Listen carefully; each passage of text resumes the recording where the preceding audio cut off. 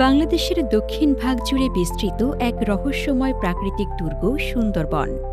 এটি শুধু গাছপালা আর প্রাণীর আবাসভূমি নয়, বরং উপকূলবাসীর জীবন রক্ষাকারী ঢাল।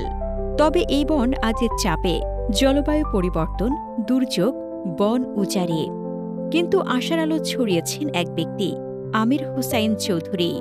একজন বনবিদ হিসেবে নয়, একজন পরিবেশ যোদ্ধা হিসেবে তিনি বেছে নিয়েছেন সুন্দরবনকে রক্ষা করার কঠিন পথ।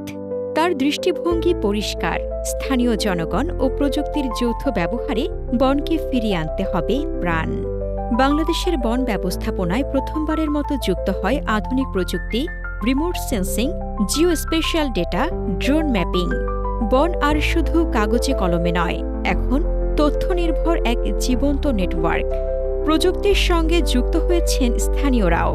বন রক্ষায় তাদের দায়িত্বশীলতা ও অংশগ্রহণ এখন ডিজিটালভাবে রেকর্ড হয়। একজন জেলে আজ বন প্রহরী, তথ্যদাতা। একজন নারী আজ পরিবেশ রক্ষায় উদ্যোক্তা। এই মডেল শুধু বনকে রক্ষা করছে না, বাড়াচ্ছে দুর্যোগ সহনশীলতাও। ২০২১ সালের ইয়াস ঘূর্ণিঝড়ের সময় দেখা গেছে ম্যানগ্রোভ এলাকায় ক্ষয়ক্ষতি তুলনামূলক কম। তার স্বপ্ন ডিজিটাল স্মার্ট ফরেস্ট জোন, যেখানে প্রযুক্তি, পরিবেশ ও মানুষ হবে একে অপরের সঙ্গী। বন থাকবে, মানুষও থাকবে। প্রকৃতি যখন হুমকির মুখে, তখন একজন মানুষ নিজের দায়িত্ব নিয়ে এগিয়ে আসেন।